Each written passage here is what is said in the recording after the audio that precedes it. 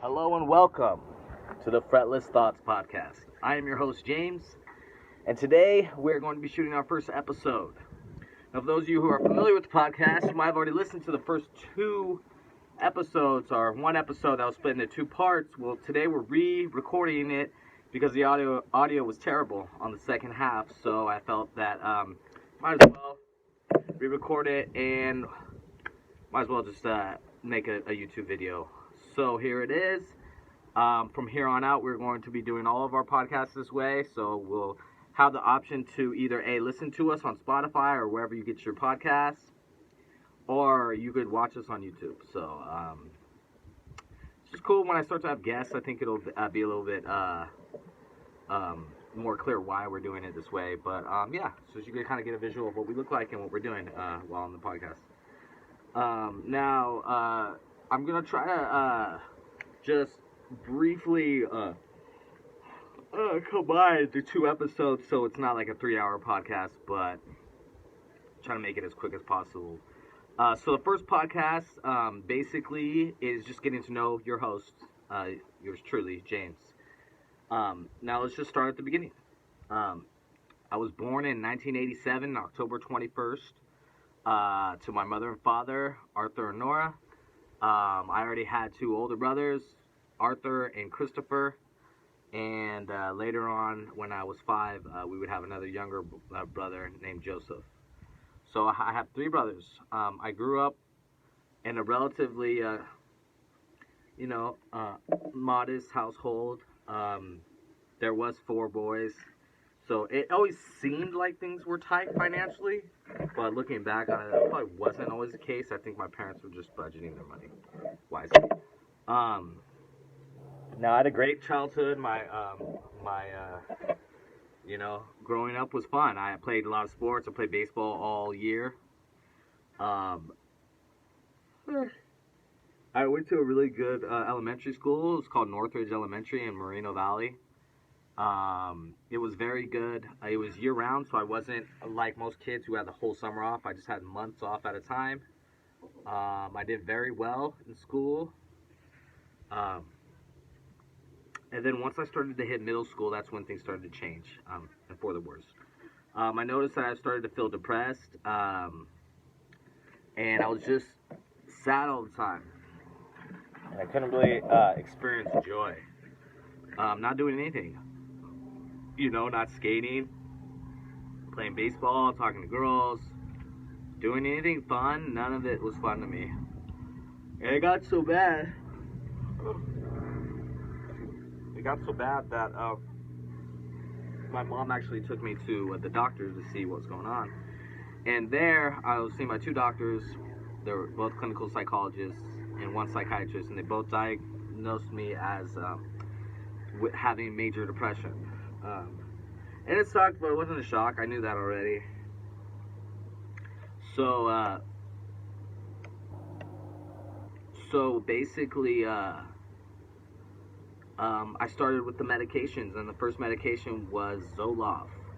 After that was Prozac. After that, it was Wellbutrin, and then it would be a slew and just a plethora of all different kinds of assorted medications. And this kind of continued, and I would go through these phases where I would have like a month of depression, 2 months of depression, a very long time of depression, and then I would go back to normal. And I continued this process for a while, and then about 2 years later, or maybe a year later, I was 13, and started to show some signs of mania, which is irrational thinking, no sleeping, very restless, very irritated, always on the edge, doing a lot of crazy stuff that I would normally never do, like excessive hypersexuality, and we don't have to go into that, but you could kind of use your imagination.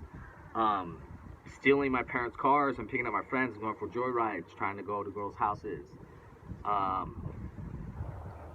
It got a little crazy, so my mom took me back to the doctors.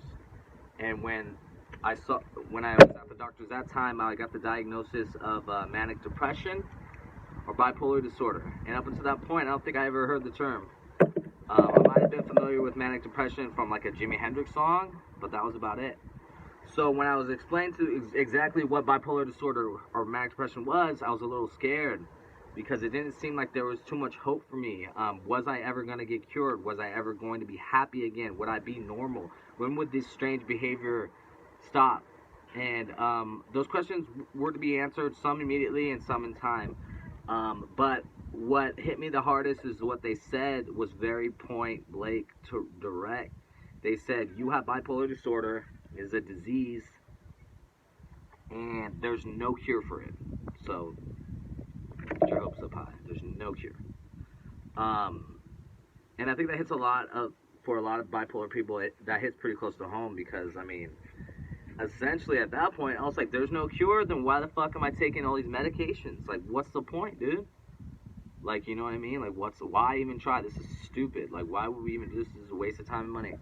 Well, I was told that these medications actually they're not meant to cure you. They're actually for maintenance. So the lithium, which is a mood stabilizer, probably the most widely prescribed medication for bipolar disorder. That's a a lithium salt, which basically is a mood stabilizer that helps you stay level, so you're not having mood swings or up and down all the time. And that was a very useful medication. That, and along with heavy duty, very strong and potent antipsychotics such as Seroquel. Those things really balanced me out, and it got to a point where because I wasn't sleeping because I was manic, I would take the lithium and Seroquel, and I'd sleep, and it was very useful at the time, so I could get sleep and go to school and do my normal activities without being tired all the time. So that happened, and then shortly after that, I was admitted for the very first time to a psychiatric ward. I was on a 5150, which is a 3-day hold. I wound up staying, I believe it was 4 days, and it was not a pleasant experience. I went to Loma Linda Hospital in Redlands. I was put in a straitjacket, which they actually can't do anymore. It's illegal. But that was one of the worst experiences of my life. It was very traumatic, and I honestly try to forget it all the time. It made me scared to be honest about my thoughts, my feelings. I didn't want to talk to anyone after that. I realized that after that, all I have to do to get what I want from these doctors is just lie, tell them what they want to hear, and I will go on with my life and get the fuck away from these people. I hated it. I hated Kaiser. I hated the whole process. I hated missing school all the time. I hated being tired all the time. I just hated everything about it, and I really couldn't wait to look forward to like when I got older and I could get off all these meds. But that was the narrative for a few years, and then I'll continue to go through these phases of depression. It's probably the symptom I exude the most. It was depressed. I was always depressed, and then if I wasn't depressed, I'd be manic or whatever. And this continued all throughout high school. It got really bad, and it put me in a bad space. I missed so much school that it didn't look like I was going to graduate. My last year in high school, I had to go to continuation school. And honestly, it just got tough. I didn't want to do anymore. And my dad had a company, a construction company, and I said, fuck it, Dad, can I work for you? He said, yeah. Started me off at $12 an hour. This is in 2007, so it's decent pay, 12 an hour, whatever. Boom, so I was on a truck going to LA every day at 4 in the morning, going to Orange County, going to San Diego, working with my brother, learning what we did as a company and how things worked. It was very good for me to go to work. I feel like, honestly, that was the best thing I could have done. Going to college during those years probably would have been a bad thing. I probably became a drug addict, maybe even worse. So I'm thankful that I had that opportunity, and my dad was nice enough to give me a shot, to teach me the ropes, to teach me a trade. And everything I've learned doing construction, dude, like I've used all the time. I know how to build shit. I know how to measure things. I know how to cut. I know how to do electrical. I know how to do drywall, landscaping, painting, brick and tile, flooring. All this shit that I had to do. Working for my father gave me so like a huge, very wide, eclectic skill set, and I'm very thankful for that. So continuing on. So yes, I was about 18. I was working full time for my parents. It was nice. I had money in the bank. It was awesome. I got a very dedicated girlfriend. She was awesome. Her name was Michelle. She was very beautiful. We had a great time together. She was quasi-religious. Her religion was a Jehovah's Witness. It was very scary for me. Kind of turned me on. Ultimately, that's what ended our relationship. After that, I became very promiscuous. I would go and date girls all the time. I would sleep with them. I'd have one night stands. I would do whatever I can um, to sleep with girls and not be committed to them. That was a process that lasted a while. Eventually, I met a girl named Serena, um, and she was very cool. We clicked right away. Her sister was married to the bass player of Korn. It was awesome. It was really cool, but it was very hot in the summer when we met. It was so hot one day that she just kind of jokingly said, like, man, I just want to move to San Francisco. It's nice there. I told her I'd never been. I said, fuck it, let's do it. We packed our shit in my truck, and we left. We had maybe $200 together collectively, bought a bunch of weed, and we just drove up there. She didn't smoke, but I did. We got up there, things fell apart, everything was going wrong. I actually wound up I broke my toe very badly. I would have later have to have surgery on it because of that. It got horrible. But then she got a job, and when she got a job, she broke up with me, and I feel like she was just waiting for that to happen so she could financially support herself, so she didn't have to deal with me anymore. That happened. I kicked her out. She moved to Oakland. I moved to Berkeley. I got a duplex with a very cool Berkeley student named Masha. It was great. It was very nice. It was very beautiful. And I was just living life, you know. I still didn't have a job, and things were tough. So I did what I had to do. I actually went to work at a legal marijuana grow op, and I trimmed weed all day, and it was very nice. And I got a lot of weed, and I get paid like $200 a day, so it was cool. I was making good money. And then my dad hit me up and was like, hey, I know this guy who owns a company. They want to hire someone to do freelance work. Are you down? I said, of course I am. Boom. Got hooked up with this company, started doing freelance work. I was getting $300 a job. I would do 3 to 4 jobs a day. I was making a gang of money. I probably made close to like $8,000 to $9,000 in a very short amount of time. After that, all that dried up, and then they asked me to come work for them. I obliged and said yes. They started me off at a very good pay, good rate, and it was great. I had a really cool crew. The cool thing about this crew too is that every single person on that crew smoked weed. So before we got in a lift, we would get high. Before we climbed a tower, we would get high. Before we did any work, we would get high. I specifically remember smoking some homegrown from one of the dudes in the company truck at Stanford University in Palo Alto. We all got really high, and we did this work. It was a lot of fun. I knew that this was a good thing, that these guys could operate, and they're professionals smoking weed. They weren't potheads. They were dudes that had money, legit jobs, wives, houses, all these things, but they smoked weed. It was great. I fit right in. Boom. It was awesome. I stayed in San Francisco for about 7 months. At a certain point, I started to notice that I was feeling depressed. Things got really bad. I started driving erratically, almost like I wanted to die. I found out that I pretty much had a death wish. I had to slow things down, and I came to the conclusion that being up in San Francisco just wasn't working for me, so I had to move home. And the worst thing about it is the one precious thing in my life that I could always depend on was no longer dependable. I had gotten to the point where I was using too much cannabis, and it ultimately got me to this point where I wasn't even getting high. In fact, the worst thing about this is that not only would I not get high, but when I would smoke, I would feel worse. So it put me in this horrible headspace. So I actually had to give up smoking cannabis. That was very tough. I got through it. And months later, probably about 2 or 3 months later, I would start smoking again, and it would be nice again. So I realized that I just had to take a break every now and then, which is a useful thing for people to do who use cannabis daily.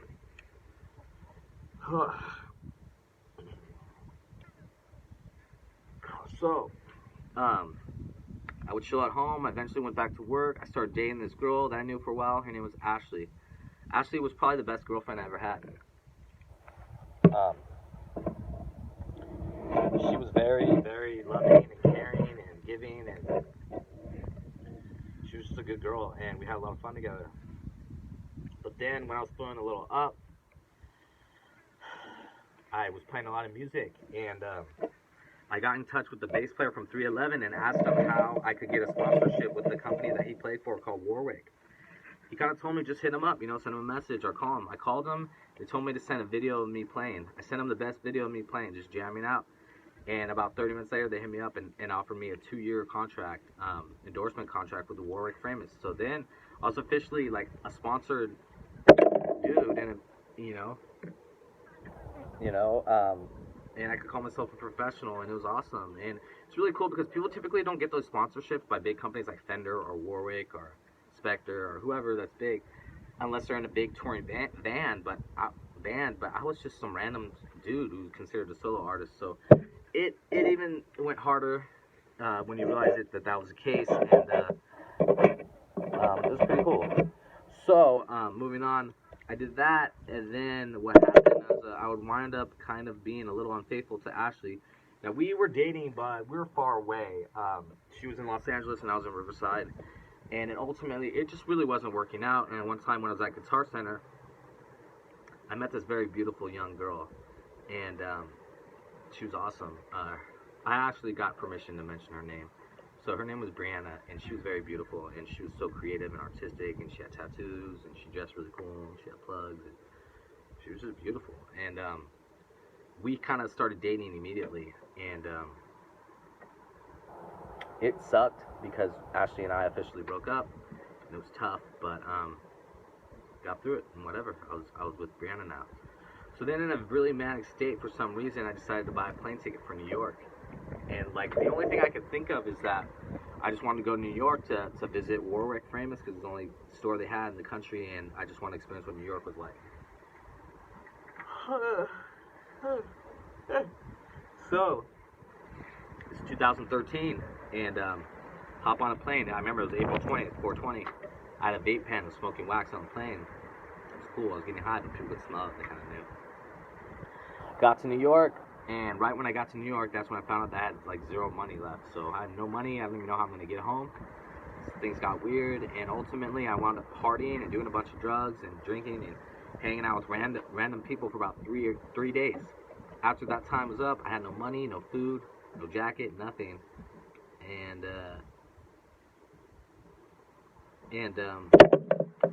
so ultimately what I did is I wound up admitting myself to a mental hospital in New York. And the name of the hospital was Bellevue Hospital in New York.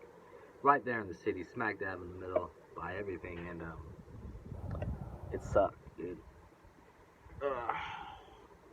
Like the stay wasn't bad, and like the people there weren't bad, but it was just weird. But I couldn't even think of a more beautiful view. I mean, we were on like the 13th floor of Bellevue, and like I could see all of like downtown Manhattan in New York, in Long Island, and it was crazy, dude. Like to be able to see all the bridges, and just to be in New York at the time, it was really cool. Listening to New York radio stations, and to feel like a New Yorker for 2 weeks was really weird, but I did it.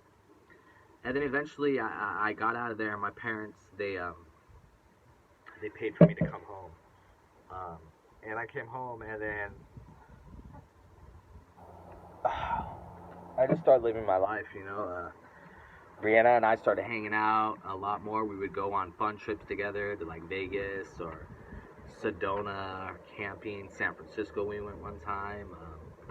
We had a lot of fun. Our relationship was good, and then after a while, I just kind of grew apart from her, and I felt that like we were probably better off just being friends. And I mean, those are some of the reasons why we broke up. But the main reason why we broke up was because I was just so depressed. I couldn't really have the time to be in a relationship when I was so down and depressed. So, you know, that's what happened, and we broke up, and that breakup was very tough on me. I actually delved and went really deep in a very deep depression that lasted probably about 2 years. Very depressed, violently depressed for a while, kind of suicidal, had a couple of hospital trips that were very bad. And, you know, that continued. And then finally we moved to Temecula. That in turn made me even more depressed. And finally I started to come out of it slowly. I started to go to these cannabis, like, they're like, basically cannabis, like, shows. But it was basically just a place where a bunch of people could sell weed for really cheap. I mean, you're talking $5 a gram, you know? Getting ounces for like $100 is awesome. And I started to socialize that way with the cannabis community, and I started working for a grower. And I learned a lot about making wax, hash, oil, growing good weed, trimming, all this stuff. I learned the right way to do it, and it was really cool.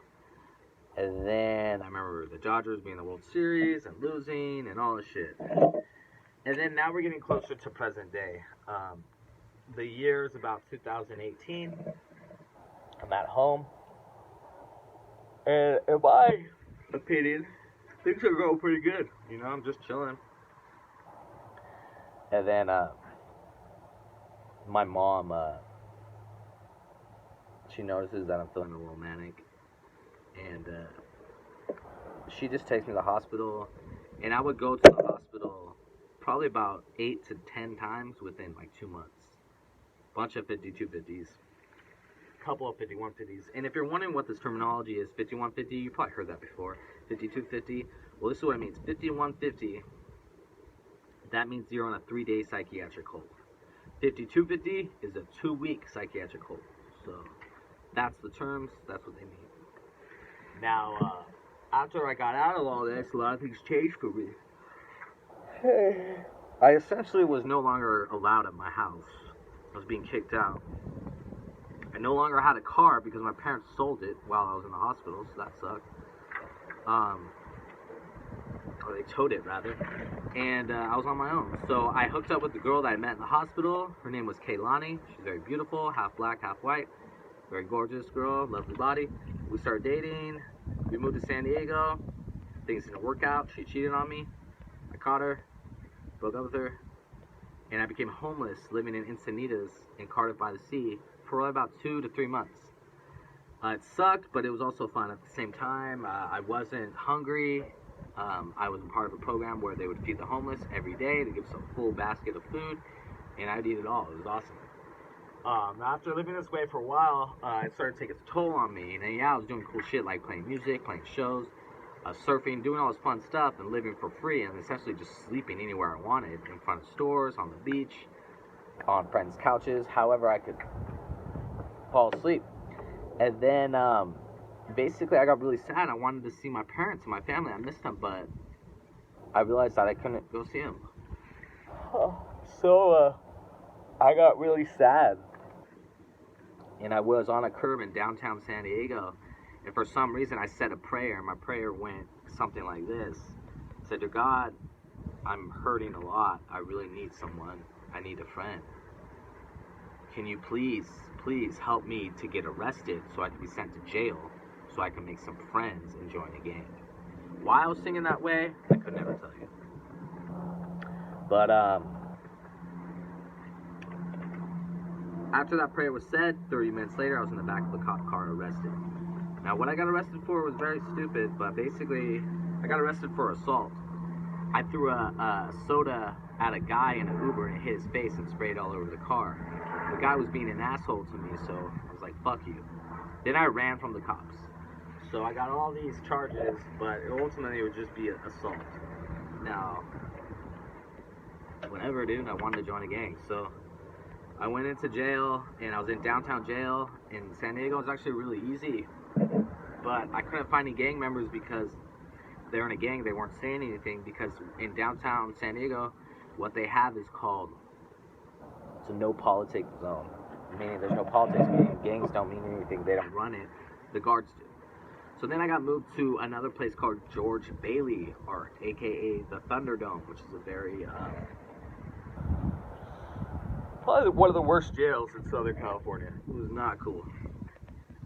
And, it was tough, dude. I got jumped in. I got beat pretty bad. I have a scar on my face here. They hit me so hard with the first shot that my head just boom hit the concrete floor and just blood started gushing out.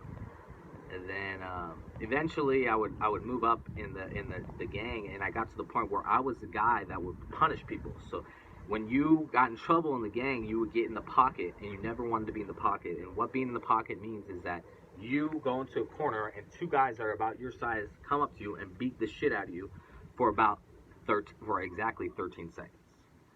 And it sucked, but I was the punisher. So when someone did something wrong, I was the guy that went in there and got crazy and beat the shit out of them and eluded the guards so you didn't get in trouble for assault. So, yeah, I spent my first 3 to 4 months in jail, and it sucked. But I got what I wanted. I got my little, see the 3 dots right there?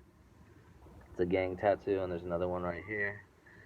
But I got what I want, essentially. So I was in a gang. I had a bunch of friends. And anywhere I went in San Diego, all I had to do was yell out, Southside, Southside. And I'd have a friend. So that happened. It was strange, but whatever. And then Within a week, I was immediately thrown back into jail, this time for pulling a knife on a security guard. Now, the guy was fucking with me, so I felt it was justified in self-defense. The court didn't see it that way. I got another 4 months, and I also received a felony, my first felony. So, it sucks. I can never really get arrested again because I will go to jail for a long time. So, I got out of jail. My parents took me back in, and they let me move in, but now I live in this trailer behind. So, I live in a trailer, whatever, that's the way it is. And, you know, what's that? But I just want to talk about jail really quick. Number one, you don't ever want to find yourself in a jail. It really sucks, dude. Spending your birthday, Christmas, Thanksgiving, New Year's Eve, all the cool holidays in jail was horrible. Being away from your family all the time, horrible. Never able to see anyone, horrible. Not being able to eat your favorite foods like avocados and fresh salad and fruits and sushi, and not be able to drink beer or soda. It was all bad. So I don't really encourage anyone to commit a crime so they can wind up there. But it was a big part of my life, and it sucked. I'd feel bad if I wound up breaking someone's nose or making them hurt or cry while in the pocket, but that's just the way it is. And jail taught me a lot. Number one, it taught me to be clean, to take care of my hygiene, to brush my teeth 3 times a day, to do my hair, take a shower, make sure my clothes are nicely folded, tucked in, whatever. And it basically just taught me to be a cleaner person, which I needed, so it was cool.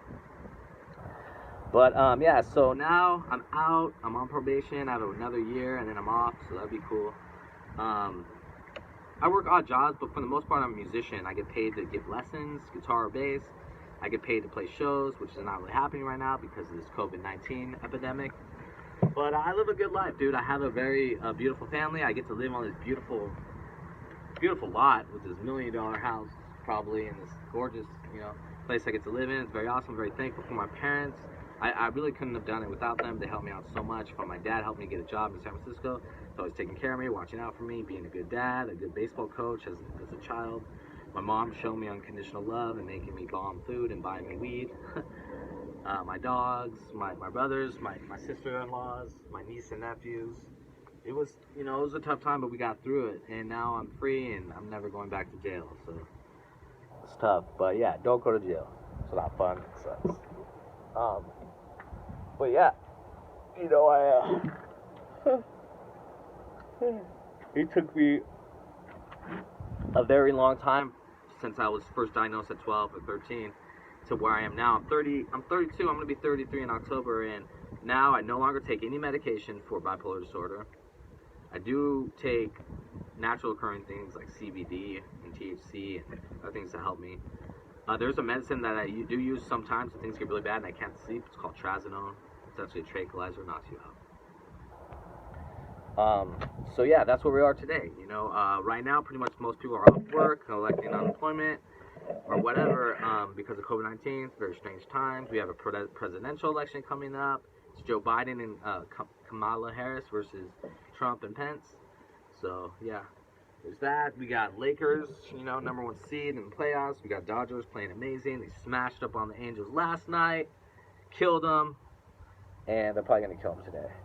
So, things are good, dude. I've lived a very crazy life. I've had a lot of crazy experiences and crazy stories.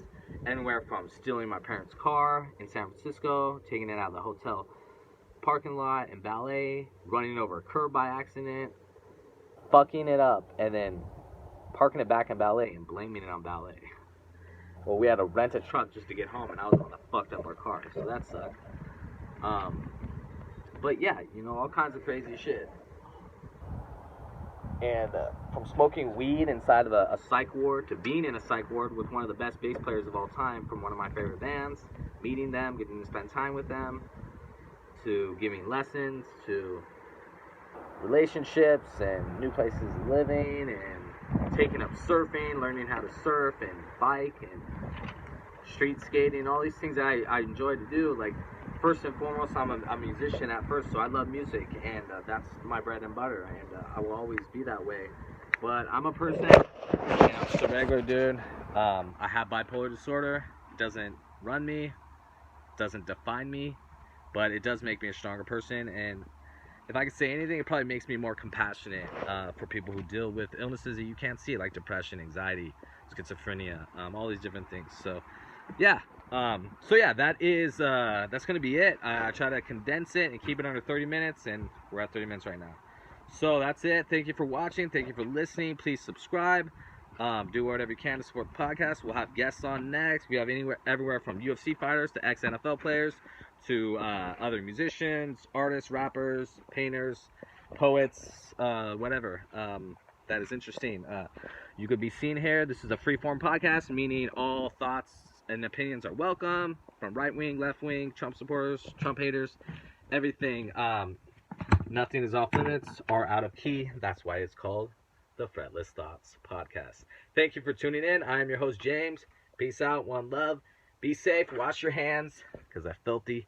Stay safe. Wear a mask. Do the right thing always. And remember the golden rule. ABC. Always be cool. Thank you and have a great one. Stay tuned for the next episode of Fretless Thought Podcast coming to you soon. I will see you later. Goodbye.